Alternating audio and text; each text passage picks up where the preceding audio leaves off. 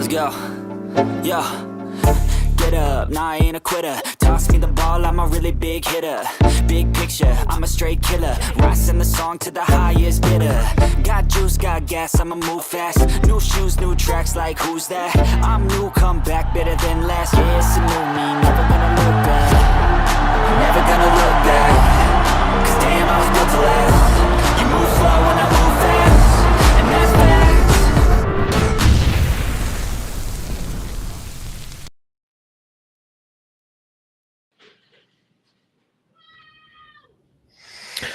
All right, Chicago, welcome into the Tuesday edition of the Chicago Sports Podcast. I'm your host, Michael Totis, and right below me is the co-host I will be with tonight and for the foreseeable future here on Tuesday night, Brad LaRoe. How are you doing, Brad? Good evening, man. I'm doing good. Hopefully the internet holds up, but if not, we'll get it worked through. I got faith in your internet, Brad, probably a little bit more than you do, but hopefully it will it'll keep up with us tonight. We only need it for about 30 minutes, so hopefully it'll stick with us through that. But it is a Tuesday, and it is another day that ends in Y, where the Chicago Bears still do not have a new head coach, a process that's probably still not going to be sorted out for a little while here. And meanwhile, we have a little bit of a different rumor to be talking about with the Bears. That's not the head coach. And even if it was, that seems a little bit outlandish with this possibility of DJ Moore being on the move to the Patriots. I think, Brad, we can both agree it's at least something different to talk about other than the head coach, and that feels a little bit nice. Yeah. Yeah, it gets exhausting talking about Ben Johnson every day, and, all day your day's consumed by Ben Johnson. Yep, and before we get into the main topic, be sure to hit the like, comment, subscribe button, hit the notification bell so you don't miss another show, either if it's Tuesday night with me and Brad or any of the other great co-hosts and their daily shows later in the evening. Be sure, don't miss it here, because when the Bears eventually do hire their head coach and have other offseason plans, we plan to be some of the first to break that news, so you won't want to miss any of your Bears news here on the Chicago Sports Podcast. With that being said, good evening, everyone in the chat. Michael and Brad with you. And the main topic tonight will be this new rumor about the Bears potentially trading DJ Moore to the Patriots. DJ Moore, who signed a new 4-year extension in the offseason. I think a lot of Bears fans like myself kind of saw that and assumed he'd be here for the long haul. It was a $110 million extension, $82 million guaranteed. When you see that, that's typically someone that you expect to be here for a little bit of a while. So seeing a trade rumor for someone you just signed, you're a wide receiver for a rookie quarterback who will now go into a sophomore year. Brad, do you think that there's any sort of steam behind a potential move to DJ Moore? Maybe not just to the Patriots, but just in general. I don't know. Maybe at midway through the season, I could have seen that when it was, things were pretty heavy on everybody's shoulders, and DJ Moore had some bad body language, but I think that's probably worked through now, and with a new head coach, that'll help. Should be a little bit of medicine for the situation. Yeah, I think I'm with you on that one, Brad. I think there's been some moments DJ Moore's had individually. I mean, most notably the Arizona game. It kind of seemingly looked like he just stepped off the play and just kind of left the field of play while the play was still live. And I think that kind of caught a lot of people off guard. He's had some interview moments talking about he's just looking forward to going on vacation. And he's had his moments. They haven't all been great, but I think at the end of the day, he's still a very talented wide receiver, and one that I think should stay here for the long haul with the Bears and Caleb Williams. And even if their chemistry wasn't A+ in his rookie year and maybe not as good as we saw the year before with Fields to Moore, I think it's still someone that you got to keep around despite all the negative energy. But if there were to be a team that maybe inquires about DJ Moore and maybe wanting to overpay just a little bit, is the Patriots the team you'd look at, or is there another team in the NFL that you could see also making a splash? I think the Patriots is number one. I think they've got a lot of high hopes with their young quarterback. Well, really with their two young quarterbacks. I mean, if they lose one, the other one looked like he was going to be a superstar in this league in his one game he got to play this season.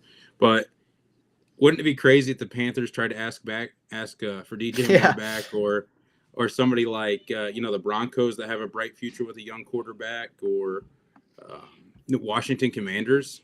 I mean, they lost. He plays for the Eagles now, I believe. He caught a touchdown last weekend. Dotson or something like that. Yeah, Yeah, Dotson or that would De'Ami replace Brown. him. Maybe it And was him. yeah, he's better obviously than that guy, but that'd be a good replacement and a little bit of an upgrade for a team that's making a run in the playoffs right now. Yeah, I think I'm with you. I was looking at some of the teams that maybe could use some wide receiver help. Denver was one that came to mind. And DJ Moore, I mean, that Sean Payton system, it lives on those short passes. Get the ball out quick, let your receiver get rack. And there's not many better at run after the catch than DJ Moore. We saw him that week 18 game with that 30-yard screen pass, took it to the house against Green Bay. That's one. And then Washington as well. Put him with Terry McLaurin. I think that'd be really fun in Washington. But I think this is all not really realistic. I think the Bears will end up keeping DJ Moore. I think he's going to be here throughout his contract. Unless things get drastic, then maybe you'll look to change him. And I think we're on the same page with that. Yep, I agree. I think a more liable trade candidate for those teams that we just mentioned is probably DK Metcalf in Seattle. They've got somewhere around the middle of the draft order. They could use a move up to get a quarterback because I don't think Geno's going to be it. And he's definitely not it long term. He's over 30 now. I don't know, probably pushing 33, 34. Yeah, maybe. So they're definitely going to be looking for a quarterback replacement. And DK Metcalf's kind of had his own issues on and off the field in the locker room and sidelines and stuff. So yeah, it kind of seems to be the big thing with wide receivers. A lot of them can become a little bit of a brat. I mean, you see that with Philadelphia and AJ Brown and that kind of whole fiasco. He started reading a book on the sideline during the game because I guess he wasn't happy with the receiving. But that's kind of been a whole story in Philadelphia. This is the Chicago Bears, not the Philadelphia show, but it all kind of ties together with wide receivers and how they can kind of twist some GM's arms a little bit with the way that they act. But I think DJ Moore isn't really like that. He may come off as that at times, and he can maybe say something. Maybe the vacation comment was a little bit like that. But I think overall DJ Moore is a little bit laid back, and I think that's kind of a little bit of his humor. And I think some people just aren't with his sense of humor. And if that's the case, that's totally fine. Not everyone's going to love your sense of humor. But I think on that topic, we'll thank everyone in the chat. And be sure to put any questions, comments you guys have. We'll be sure to read some off as it goes on. And also just thank you for being with us tonight on this Tuesday evening for this Tuesday edition of the Chicago Sports Podcast. But Brad, I know we had mentioned the fun that comes with maybe not talking about the head coaching fiasco that's still going on with the Bears. But we did have a little bit of news today, and it really started yesterday with the Cowboys announcing that they will not be extending coach Mike McCarthy, which believed to be the national consensus. And now there's no real shocker today. Tuesday morning, Tom Pelissero of the NFL Network announced that he will have an in-person interview with the Chicago Bears tomorrow being Wednesday. And I think it's significant, the in-person part, because all their interviews up to this point, except Ron Rivera, have all been remote. They've all been over Zoom or whatever video software they're using for these remote interviews. I think that's significant because that signals to me that he's going to be a finalist for this job. Maybe he's not the front runner right now, but he will probably be in a top 3. Brad, I want to hear, what was your reaction to hearing that? I love it. I've been calling for Big Mike. The earliest thing I could see is we got our group chat, and earliest thing I could find is on Christmas. I threw out, I want Big Mike in Chicago. I believe I said it before that on a show. Bring Big Mike in. Get him here. I know we can't sign him tomorrow. They can't be like, the Vrabel situation in New England, be like, yeah, you're our guy. Let's get the contract done by tomorrow. Because they still have to meet certain rules and regulations that the NFL set in place. But, hopefully once they do, and if they love, Mike McCarthy as much as I think they will, and I do, I think they need to just jump on it. Because I don't see him being on the table very long. Yeah, and it was rumored that the Bears and the Saints are really the two teams that are mainly in on McCarthy. And McCarthy being an offensive head coach, his offenses kind of speak for themselves. This past year wasn't exactly the best, but he had the Dak injury, so I'm not going to put too much of blame on that for him. But the 3 years prior to that, top 5 offense in points, number 1 scoring offense 2 out of those 3 years. Yards, only 1 ranked outside of the top 10 in those 3 years, and that was 11th. The other ones were 5th and 1st in yards per game. So he's a guy that he's going to get offense going with the team. And people have their opinions about Dak. I thought he was playing like an MVP candidate last year for about a month and a Yeah. half. And I truly think Dak's one of the more underrated quarterbacks in the NFL. I think he's one of the better quarterbacks in the NFC. And I just think a lot of people overlook that due to the logo that's on his uniform, which really isn't his fault. He's a really talented quarterback. And I think he gets a lot hate, undeserved hate. And Mike McCarthy really brought the best out of him. And I think that's the big part is what does the offensive head coach bring out of their quarterback? A lot of people point to, well, he worked with Brett Favre. He worked with Aaron Rodgers. Those guys are going to be in the Hall of Fame. Dak Prescott, some will say he's really good. I'm probably higher than most people. I think he's a really good quarterback. So can he really develop a quarterback? And I think that's going to be the big thing. And he's had a huge role in developing Aaron Rodgers. And who's his Caleb Williams kind of emulate his game after? Aaron Rodgers. So what do you think about that, Brad? The potential for Mike McCarthy to develop Caleb Williams. He's already done it before with a similarly styled quarterback. Do you think it could happen again?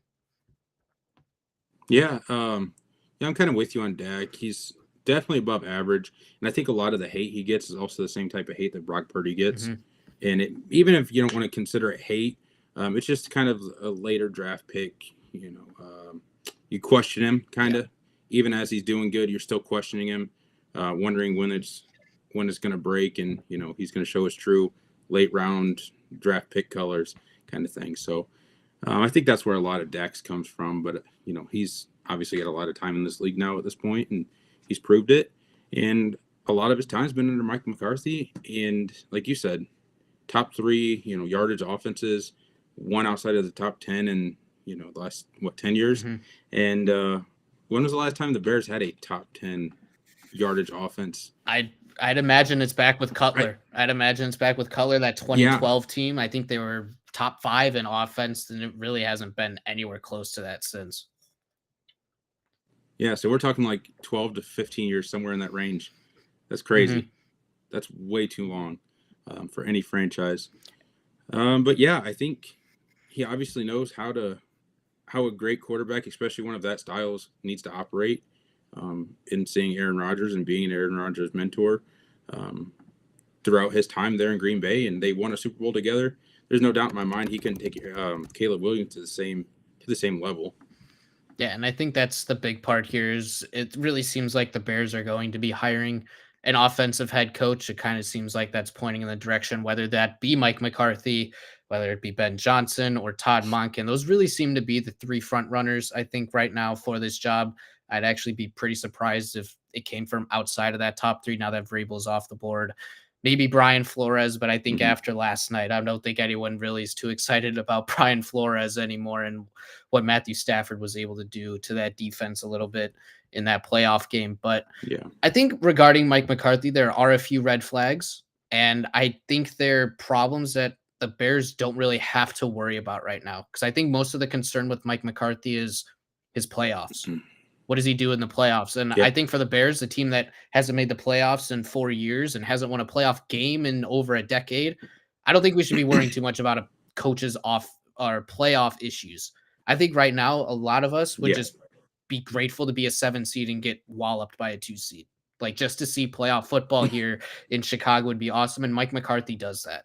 I think Mike McCarthy is completely disrespected in the national landscape because when you look at other coaches like Tomlin and Sean Payton, while I know Tomlin has his issues now with Pittsburgh fans and just in general his postseason success, but in 18 seasons, Mike McCarthy's made the playoffs in 12 of them. He has 8 division titles. Tomlin and Payton each have 7. Their playoff win-loss record, McCarthy's 500. He's 11-11. Sean Payton's 9-9, and Tomlin's 8-11. So I think he's really starting to fall underrated in just how hard it is to be successful in the playoffs. And I'm wondering if that's sort of your thought process also with Mike McCarthy and maybe some people's concerns that, oh, he's not a good postseason coach or whatever. Yeah, I mean, just get us there. Just get us in the postseason. We haven't had it. We're starving for it. We all make fun of Green Bay fans because, oh, yeah, Green Bay got to play one more game than the Bears. Yeah, they did. They got to play one more game than us because they were 6 games better than us this year. Let's be 6 games better than the Packers next year or the year after, whatever. It may not happen in 1 year, but yeah, get us to the playoffs. You never know what's going to happen then. and it seems like Caleb Williams has got the right DNA for it. He's kind of a crunch time player, and the whole game when you get to the playoffs is crunch time. It's completely win or go home. So Yeah, bring him in. Yeah, get us to the playoffs. I listed out maybe one of my concerns about McCarthy being his kind of playoff track record. Maybe isn't performed the greatest in the playoffs, maybe thought of as a choker, even though I don't really think it's too much of that. I think sometimes he just runs into better teams with better coaches. But do you have any red flags maybe with Mike McCarthy yourself, even though it seems like you're really on board with him? Is there any sort of negative with him? I mean, Dallas's defense, they should have been good this year, but they weren't. They lost Dan Quinn, and their defense kind of crumbled this year. So I don't know what that's saying about who he's bringing in for his DC. Because I believe when he came in, wasn't Dan Quinn already there? Yeah. He just kind of transferred over with power. So, I mean, can he pick a good DC? I mean, Green Bay never really had a great defense while he was there. They had a few good ones, but, it intrigues me that the Bears are interviewing Ron Rivera, and he's a free agent, and it seems like nobody else has interest. What if we can bring Ron Rivera in with him to be the DC? Be kind of like the Reed situation in Kansas City. He's got a Hall of Fame coach coaching his defense. Kind of gives you the feel of the '85 Bears with Mike and with Buddy. Yeah, I'm with you there. And I think some of the defense, though, was also injury. I think they were out without Parsons for about a little over a month, I think. I think it was about 6 weeks. Maybe it was a little bit less, but they were without him for a month.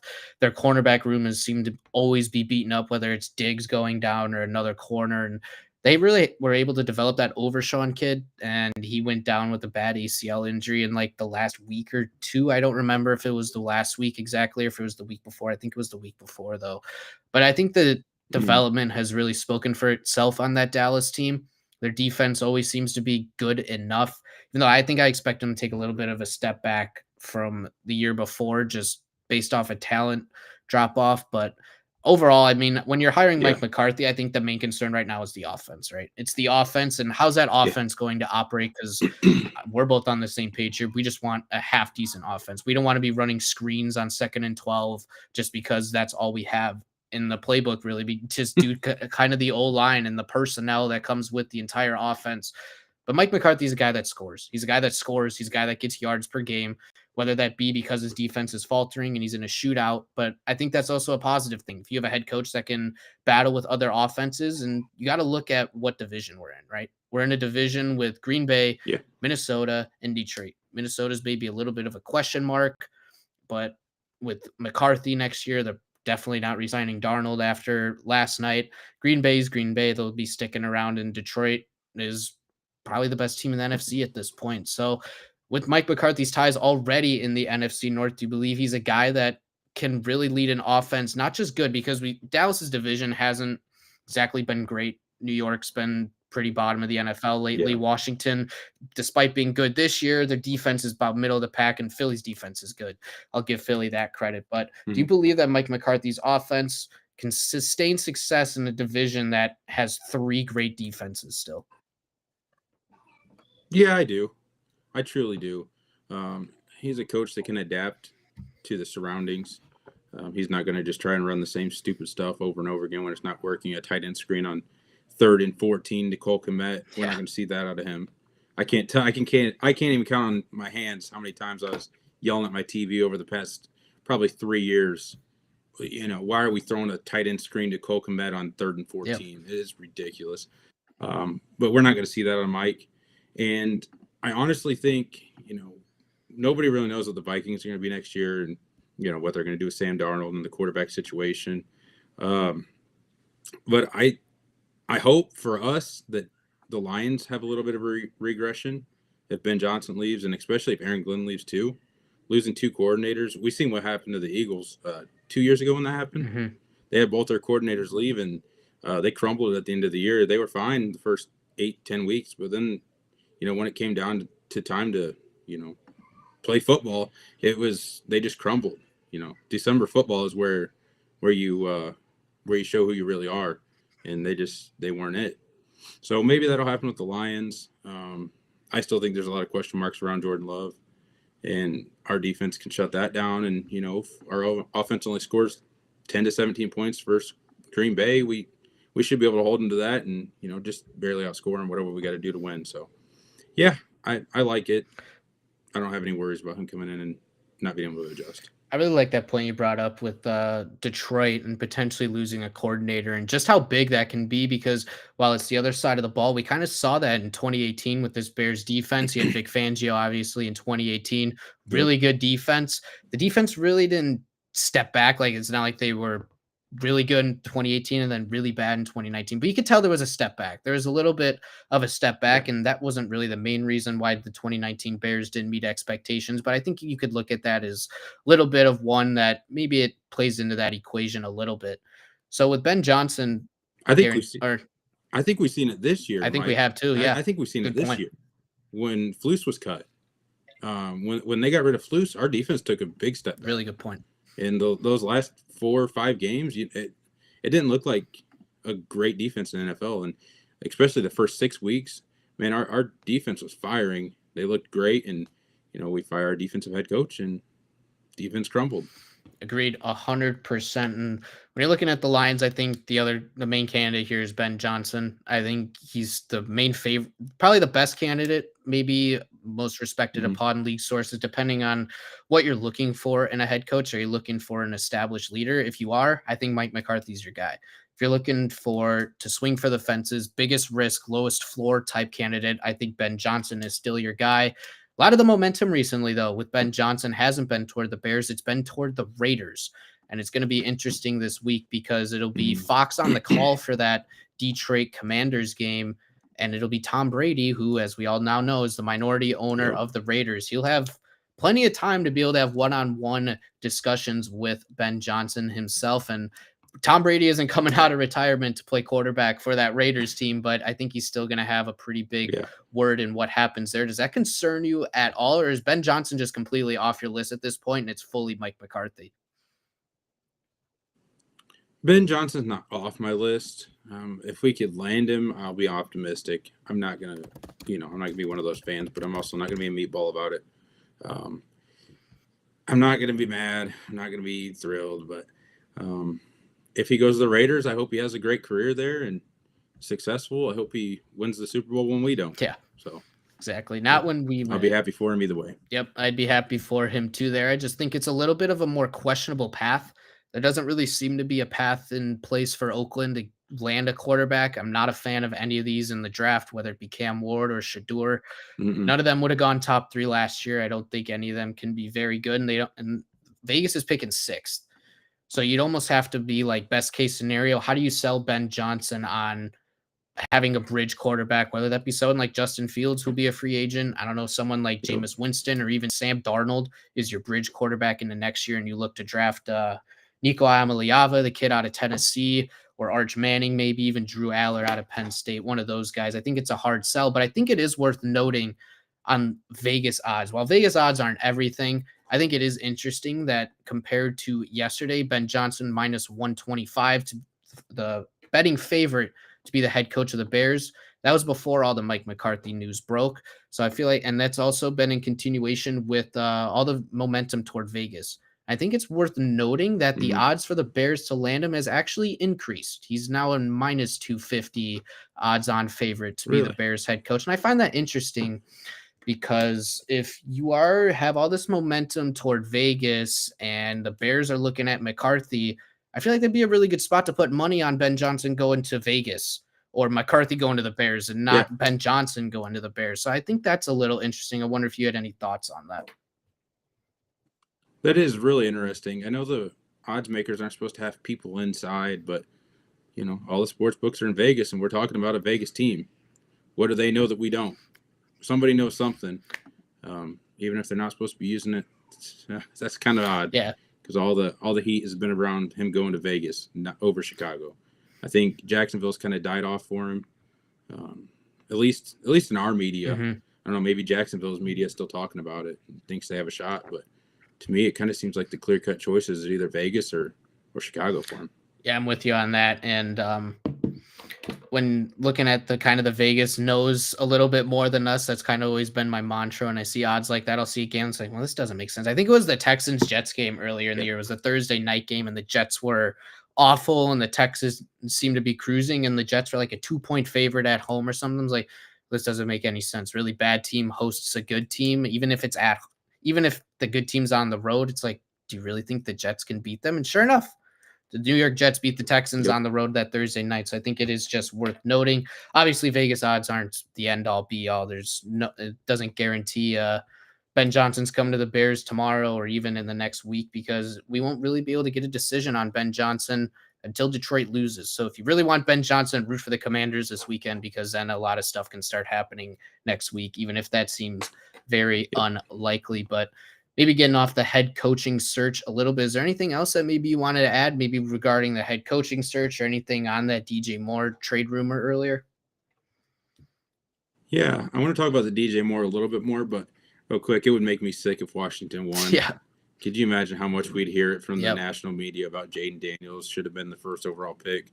Oh my God, that just makes me sick. I'm already tired of hearing about it. I'm with you. There's not a single time.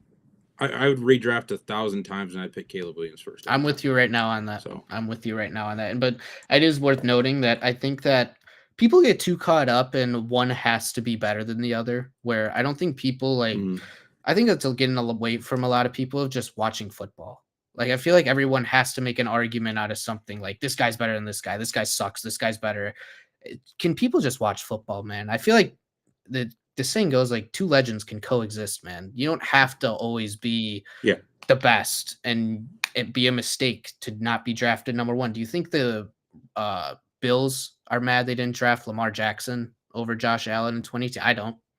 I think they're both very happy with what happened in that draft. And I think that can very well happen with these two quarterbacks in their whole entire careers. And I think it's a little bit hypocritical also, because just last year we saw how good CJ Stroud did as the number 2 pick. Bryce Young struggled, gets benched at the beginning of this year, and Bryce Young finished off pretty well. And CJ Stroud took a massive downgrade this year, despite winning a playoff game. He did take a massive step back. He didn't take that step forward into the upper echelon Joe Burrow tier quarterback that a lot of people did. So I think people just got to pump the brakes a little bit, pump the brakes on these guys. It's 1 year of football, despite Jaden Daniels being very good. He is a very good player. He's going to be in this league for presumably a while, but I think we just got to pump the brakes a little bit as Bears fans and just NFL fans in general, and just let some of this play out a little bit. Just let it play out a little bit. Yep. I agree. I agree with that 1,000,000%. 1 year isn't enough to judge, especially a quarterback in the NFL. But I did see Debbie in here. She said DJ Moore and Caleb need to connect, and DJ needs to stay. I agree with that. When we did see them connect this year on a chemistry level, oh my God, it was beautiful. We had 2 or 3 2-touchdown games between. Yeah, that Carolina game was awesome. Revenge game too for DJ Moore. Yeah, I mean, when they're on the same page, it's beautiful. I mean, it's what we thought it would be. It's what we thought him and Fields could have been last year. I don't see a world where DJ Moore gets traded, as we've already said. Robert, we see you. DJ Moore's not getting traded. Just stop it. We're with you. Whoever's bringing that up in the media, that's crazy. That is insane. He's not going anywhere. That's our guy. They wouldn't have locked him down for 4 more years. I think he's under contract for 6 years with us now. So he's not going anywhere, at least not for a couple of years. Yeah, and I also think it wouldn't make too much sense because you have Keenan Allen, who's an impending free agent. And despite even looking like the connection between him and Caleb was a lot better in the second half of the season, he's still 33. He still had a lot of issues with drops this year. I mean, he dropped some really just layup passes from Caleb, and those can kill drives. Those can kill drives, especially if they're at the beginning and they're just those little out routes. A lot of QBs, and I know Brady has talked about this a lot, that just getting those easy throws in the beginning of drives or even games, that's how your QB gets in a rhythm. And I didn't see the Bears do too much of that, but even when Caleb was connecting well, it seemed like Keenan Allen, more than the other guys, was dropping those. I think age is starting to catch up to Keenan. I don't think you can get rid of Keenan in free agency and then trade away DJ Moore. And then your wide receiver room is Rome Odunze and I don't even know who else. I don't really want to think of who else is below Odunze on the depth chart right now.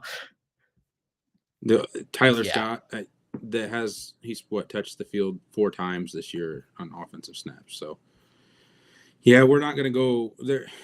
I know a lot of people doubt Poles, but he's not going to go from 3, what we all thought were number 1 wide receivers, to 1.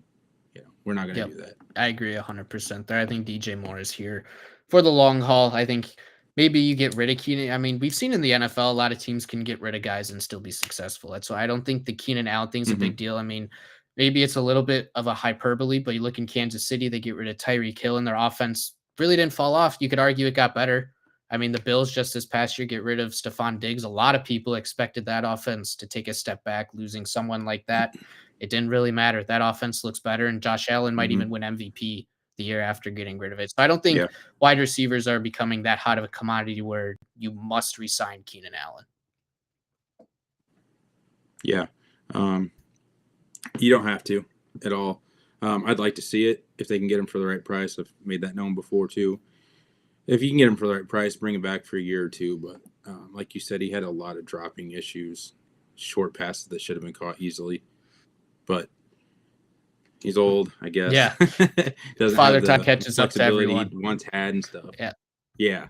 I mean, we've seen him make some spectacular Keenan Allen catches. Yeah, he's still got a little juice. He had a crazy sideline catch. Yeah, he's got a little bit of juice. He's got wiggle. He doesn't have speed or explosiveness, but he's got wiggle for sure.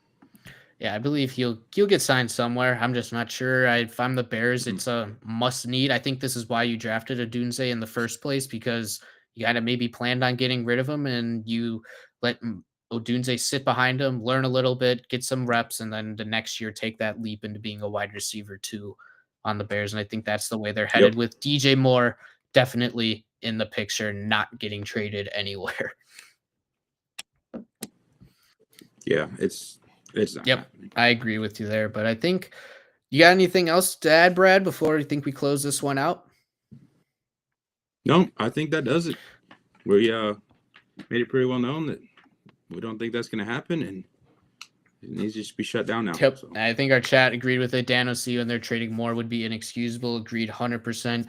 James is in here. Trax is in here a little bit too. See Robert, a few other people I'm trying to scroll down to. Sco was in here. What's up, Sco? A few other people as well tuning in. Debbie, Plank. See you guys. Bear down, everybody. Thanks for joining us this Tuesday night for another edition of Monsters on the Madhouse. I'm Michael Totis, your host, alongside Brad LaRoe. That is going to do it for us. Be sure to like, comment, subscribe for more content here on the Chicago Sports Podcast. Darius Lockhart will be going live here in just a little bit over an hour, I believe. It'll be, I know Trax put it in the chat here just a little bit ago. He'll be live at 10 tonight, doing some head coach ranking candidates 1 through 20. I can't believe they've interviewed 20 guys for this job, but he will be ranking all those guys tonight right here on the Chicago Sports Podcast. If you want to tune into that at 10 p.m., highly recommend tuning into Darius. But for us, that'll do it. Have a good night, Chicago, and be safe and bear down. Bear down.